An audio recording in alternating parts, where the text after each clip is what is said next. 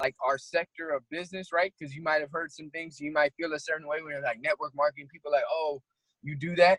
And really to understand the power and amazingness of this sector and this business model gives you so much confidence in the business place. So we're going to be talking about that and get ready for some takeaways at the end.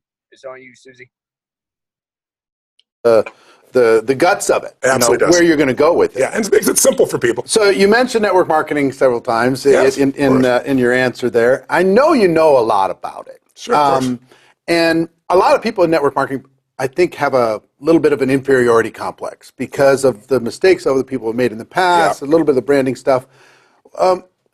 My opinion is, if you have an entrepreneurial bone in your body, for the average person, this is better as a way to flex your entrepreneurial muscle than the other forms of entrepreneurship available to the average person. It's absolutely true. You're in network marketing, you get to do what you do best, right? You can do something that's so simple. You can find a product or service that you love, that you know has total integrity, an organization that's great. You can align with that, and you don't have to worry about supply chain, and you don't have to worry about accounting, and you don't have to worry about all the elements that really make a business go. People, when they start a business, there's a reason why the first year 50% of them are gone, in 5 years 80% are gone, in 10 years 96% of all businesses fail. 4% make it, and make it doesn't mean they're profitable. It just means they're still standing. And after 10 years, it's all over. You've made it, right? No. I mean, you look around and you see Lehman Brothers, have been around a century and did $1 trillion in business over that century, and they're gone like that. So it's so complex, and people don't know that when they start businesses. This is why so many fail, because they go, oh, I know what I'm doing. I'm the greatest salesman. I'm making this company go. And they don't understand there's all these other moving parts. Or I'm the greatest software engineer. I can write code better than anybody. And they may be true, but the business is more complex than that. So network marketing allows anyone who just has a love for a product or service and has people they want to share that with, even if they don't know them, to allow them to expand. The other thing it really does, because everything else is being done for you, you're able to concentrate your power on what matters most. And if you look at any business, I tell everybody, Peter Drucker used to say, business is two things. It's innovation and it's marketing. Well, that's really the job of a person network marketing. You're marketing, you're selling, you're connecting, you're sharing, you're making that impact. And the innovation side, you want to innovate and develop yourself. You want to get better and better as your skill as a leader, as your skill to influence, your skill to coach people, manage people. Well, network marketing, you have this incredible partner in the institution that you're a part of, and you're able to focus on your primary skill. I think a tipping point has happened. Yes, we talked about it before inside the network marketing profession, that it's becoming more of a profession. There's higher level people getting involved. It's not just all broke people with no place else to go that are getting involved. Why do you think that's happened recently? Well, there's disruption. I mean, you've seen what's happened over the last 5 years in terms of the economy, and more is coming primarily because of technology. I'm an investor in a lot of firms. I have 33 companies now, to give you an idea, and about a third of them are all in the technology business. And what I can tell you right now is there was a research project that came out the other day that showed that since 1960, 59% of those jobs that were around 1960 don't even exist anymore, right?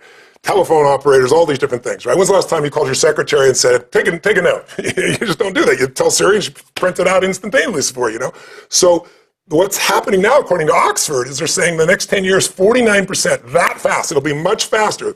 60 years to 2017, 1960, 27, 50 years, a little more than 50 years, that experience you could deal with. This is going to happen in 5 or 10 years, or half the jobs are going. And they're going from AIs, artificial intelligence that can do things. It's not just blue-collar workers, and it's the robots and the blue-collar workers as well. So I'll give an example. Right now, if you're an Uber driver, right, or you're a taxi driver, you're a truck driver, we all know what's coming. It's not hard to figure out. Elon Musk right now is working at Paso law, where I live in Palm Beach in Florida.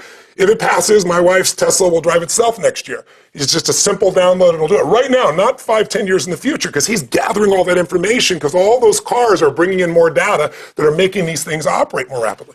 Well, who in, let's say, 5 years, worst case 10 years, but most people say less than 5, who's going to hire a truck driver who can only work 8 hours a day legally because he's got to sleep and everything else, whose insurance is expensive, who might be a pain in the ass, when I can have a 24-hour-a-day truck that'll drive and I get to depreciate it? I mean, it's not going to happen. So there's 5 million people in that category. There's 4 million people in the farming industry that technology we currently have will wipe out immediately.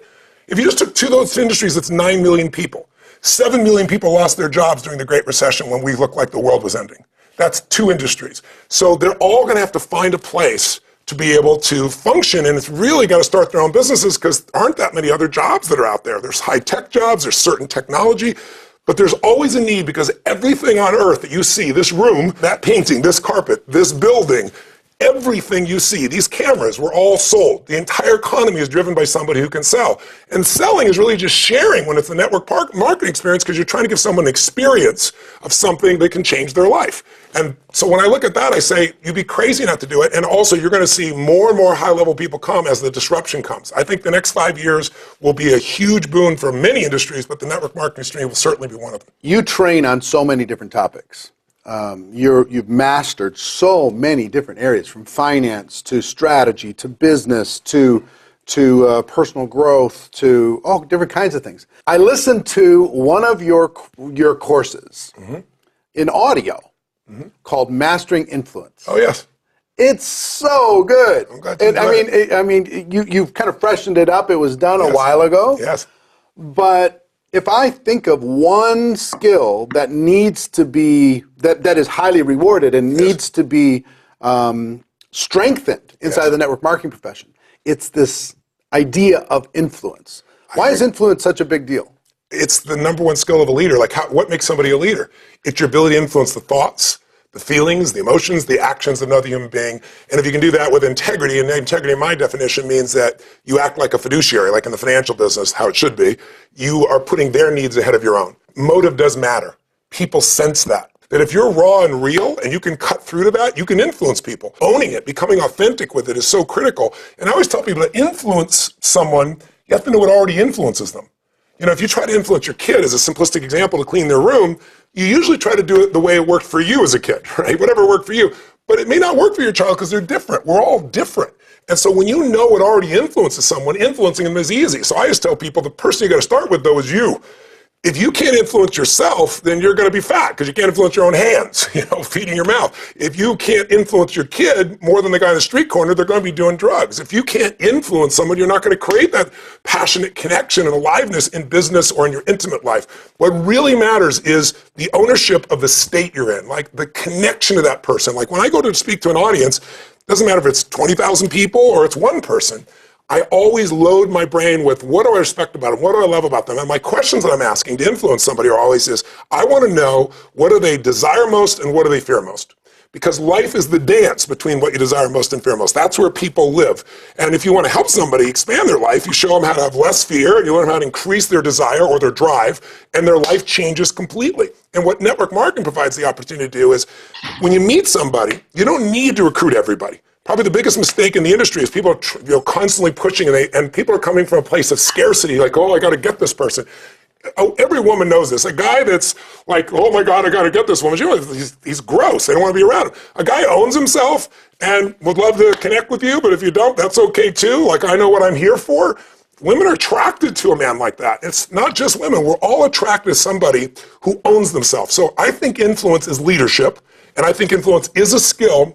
But the skill starts with influencing yourself, and the skill starts with learning how to shift your psychological, emotional state when you're being rejected, when people are saying things you don't want to hear, when people make claims that you know are BS, and they tell you, oh, you're a pyramid scheme, all this stuff that people say, that most network organizations are the furthest thing from. They're incredible organizations, many of them multi-billion-dollar corporations that are made up of individual businessmen and women who got into this business and are out there living their life to serve others. And when people feel that that's authentic, it's pretty easy to influence. Yeah, and I think leader, the term leader is almost a cliche. Well, and also there aren't very many good ones anymore. You know what I mean? Of one person who has one person on their team, they think they're the leader of that. Yeah. But being an influencer, yes, I agree.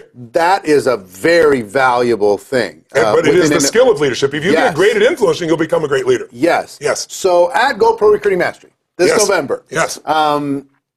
You've been with us for a couple of years now. This is, I think, our third time, and we're growing by leaps and bounds. It's expanding around the world. You're going to spend an entire evening with the group there, training the best stuff you've got. What I'm wondering is, can you maybe focus the theme of this talk around this influence? Well, you mentioned that before, so I've already designed it for that.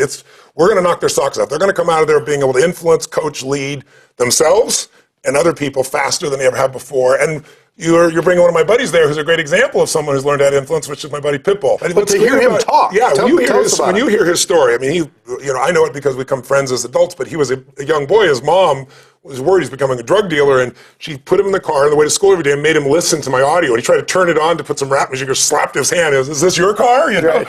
And at the beginning, he was like, what is this? And then now he quotes my stuff better than I can. He's really amazing. But what's really beautiful about Pitbull is anybody who's wondering, like, how do I take my vision to make it real? He's going to walk you through how he did that in a place that's the most competitive in the world. It's much more competitive than network marketing, right? There's only a few that really become stars in the music business. And it wasn't an easy thing. It wasn't like he was an instantaneous success. And I think the stacking of what I'm going to teach with Pitt right behind me here, right connected with me here, I think people are going to be blown away. Yeah, that's so cool. Well, listen, as always, it's a joy to be able to spend time with you. Your energy, I mean, you got like solar power inside of your chest or something. You're like Iron Man in real life. This audience wants success. They want to become network marketing professionals. They want it really, really bad. They might be dealing with some fear, some doubt, some. But the reason I've come and done this with you is because these are the people that are educating themselves. They're not just doing it within an organization where someone's doing it for free. They're investing in themselves. And to me, when I interviewed Warren Buffett, I asked every investor, the greatest investors in history, the top 50, all billionaires, all self-made. I said, what has been the greatest investment you've ever made? And Warren Buffett said, it's what you do. And I said, what are you talking about? He goes, it was investing in myself. He said, the greatest investment of my entire life was going to because he said, I developed a skill on my own to really get up and share my ideas and influence people. He said, without that, everything else I've done financially would be worthless. And he said, the difference in investing in a product or a service or a company, those are all wonderful. He said, but when you invest in yourself, you compound the growth, because when you make yourself stronger, better, more effective, everything in your life changes. Your relationship changes, your economics changes, your business changes. So I think the reason, is like you've asked me several times, I don't go back to most organizations more than once because my dance card's full and I'm just not interested. But I watch you keep growing, and I see these hungry people that are investing in themselves outside their own organization. They're all coming together. They're networking, learning from each other instead of going, well, that organization's over here. That part is beautiful. But they're so committed. And when people are committed, man, it brings out the best in me, and we're going to deliver for them. Yeah, for sure. Do me a favor, as we kind of wrap this up, look these people, I mean, what I like to do is connect our audience with the most amazing information that I either collect or people that I find, because I love these people. Look them in the eye and give them a little piece of advice. Between now and November, when we get together, what do they need to do in order to be able to take charge of their lives? Well, if you're watching this, my guess is you're already hungry and driven. If you ask me what's the number one factor in success from anybody from Richard Branson to Mark Benioff, the people that I know in the world that are the most influential, they've never lost their hunger. And if you're watching this, you probably have that hunger. But what I would say to it as well is, with that hunger, you also have to raise that standard within yourself of what you're willing to accept. I always tell people, we all get what we tolerate.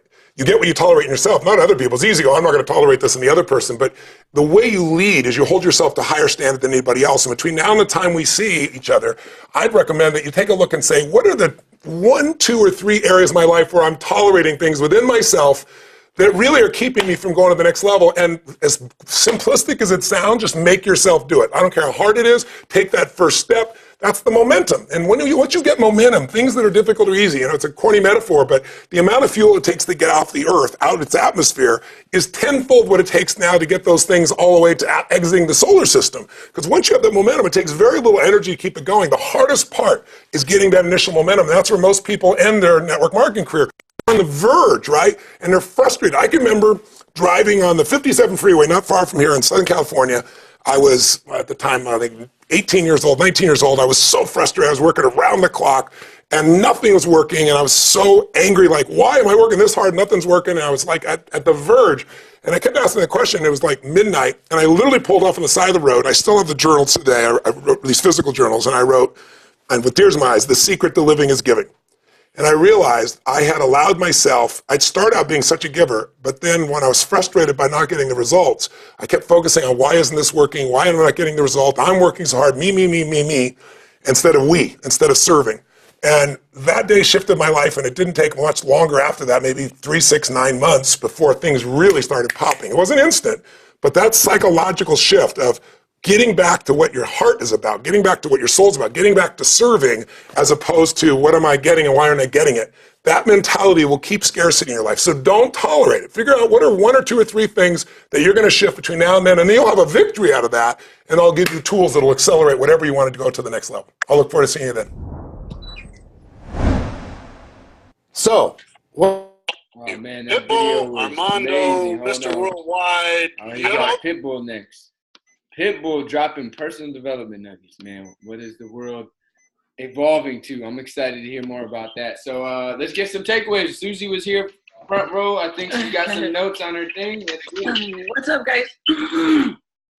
So for me, one of the biggest things is, you know, when he touched about leadership and being an influencer, you know, and knowing, you know, in order to be a successful influencer, which, you know, definitely for those of us that are, you know, using especially social media as a tool, you know, you become influencers, and you have to know what is it that influences people to create connection, to create to fuel their passion, that fuels your passion, and then therefore there creates a connection, and it allows you to get through to them. You know, he put the example of, you know, cleaning the room, the same things that, you know, sometimes we try to teach by what influenced us at some point in our lives, but it doesn't necessarily mean that that's going to work on other people. So being diverse, I feel like, is one thing that would definitely work, because what influences one person isn't going to influence another person.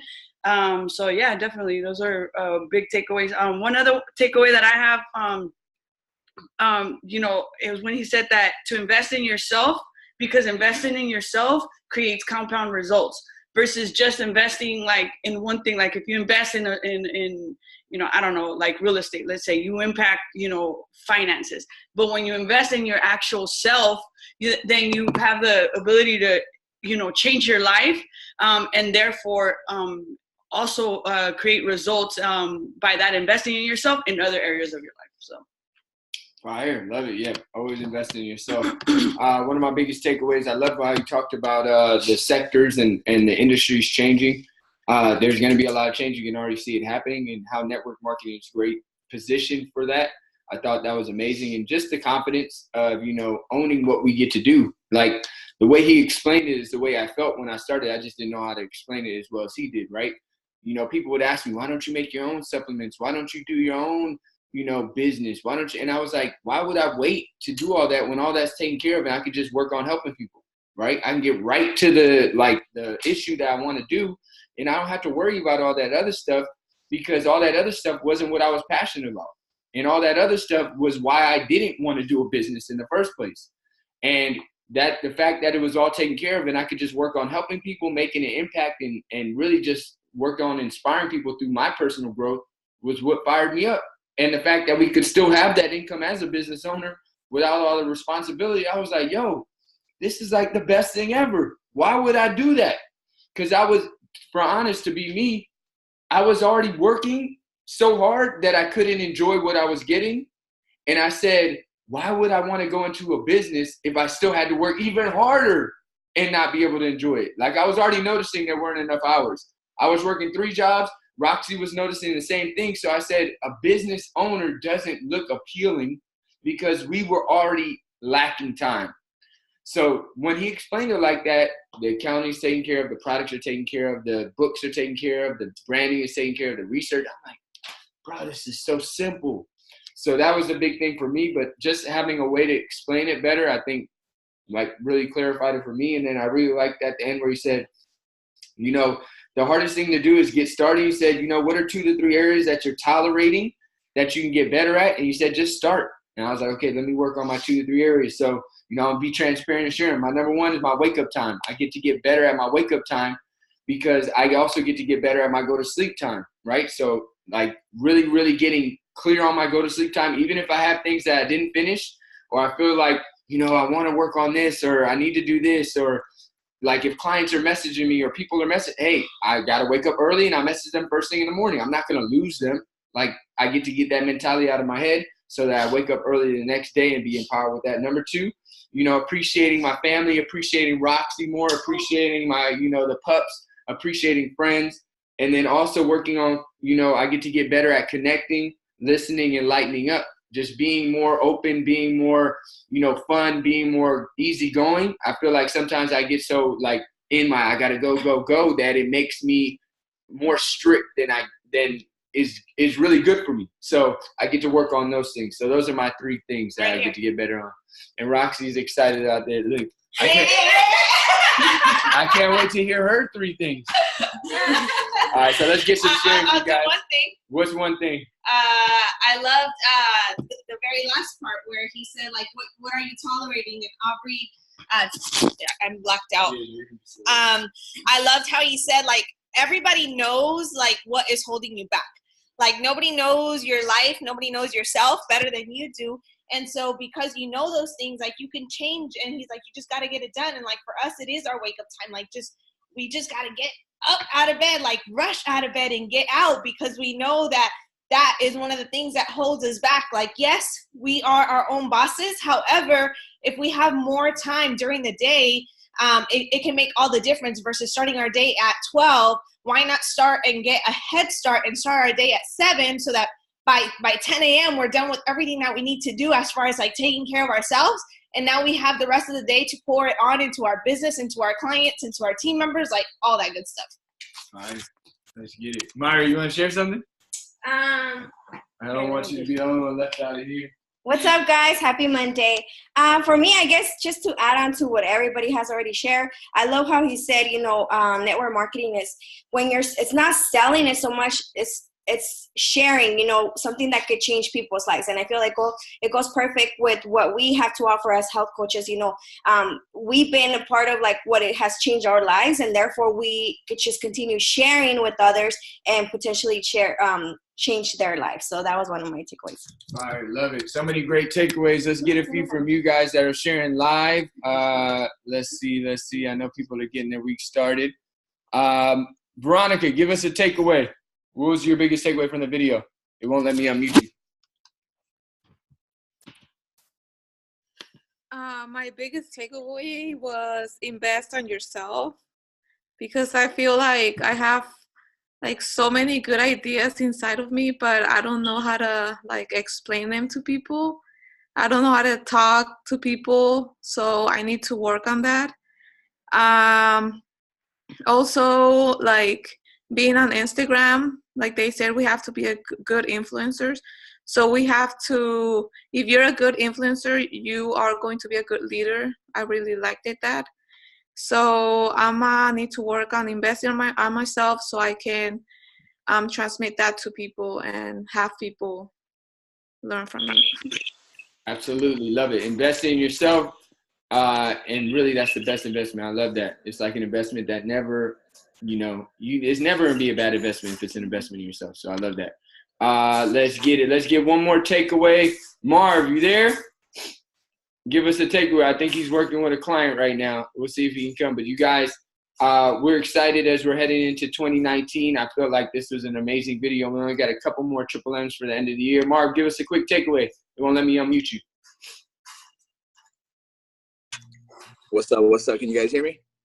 Good. Yeah. All right. Well, what up, y'all? Good morning. Happy Monday. Just here at the Nutrition Club. Man, like Susie was saying, and like obviously Tony Robbins was saying, is like being an influencer, right? Like you guys see how Pitbull grew up and how Pitbull was like, you know, trying to be the bad Pitbull, right? The normal Pitbull that we hear about, but his mom was, you know, developing his mind. That low-key helped him become the influencer who he is now, because if his mom wouldn't have consistently replayed those recordings and like, you know, feeding his mind the right things, I don't think Pitbull would be who he is. And if you guys haven't seen like any of his things, it's like super inspirational just to see where he's came from like nothing to something. So being an influencer, especially through social media, through whatever platform you're using, you know, find what it is and then feed your brain every day so you have that motivation, you have that will, and you have that commitment to just keep going and like doing whatever it takes no matter what. Fire. Yep. All about doing what it takes. And also, you never know who you're influencing. Like the mom probably during it was like, man, is this even working? He didn't want to listen. This is a waste of time. But look what it did. It's kind of like one of our speakers at our Herbalife event, Alcides Meji's been in Herbalife like 13 years. His parents started on the Herbalife products. 23 years ago. And for 10 years, his mom was saying, you know, use these products. What is my family eating is what she asked herself. And for 10 years, she said, Alcy, check out this business. Check out this business. For 10 years. And he said, no, no, no, until the time was right for him. But that's because he was influenced prior. And you guys, one thing I just learned this weekend is that actually the parents are in the downline of his sister. So it was actually his sister who started first. So it's the sister, then the parents, then Alcides, then the brother, and there's another sister in there. Then it's pretty much 80% of Miami. But it's because the sister started first that influenced the parents then influenced the sons then influenced the other brother and sister, right? So you never know who you're influenced. What if the first sister would have been like, my parents are never going to listen to me. I'm trying these shakes. They're my parents. I can't influence them. You know, have you said that about your parents, right? I said that about my dad. I keep trying to get him on these products. Maybe he's going to be one of those 10-year stories. I don't know. But if I quit, I'm never going to know. If I stop influencing because I say it's not working because it hasn't sprouted yet, the influence has never the chance to sprout. So you never know. I learned that this weekend. It was crazy. He's like, yeah, my sister's my parents' upline. I was like, dang, that's crazy, y'all. So fired up, you guys. Have a great Monday. You guys, we got about 21 days left in 2018. Let's make them count, y'all. Peace out. I'm going to take everybody off mute. Let's get it. Done that for me. Happy Monday. Peace.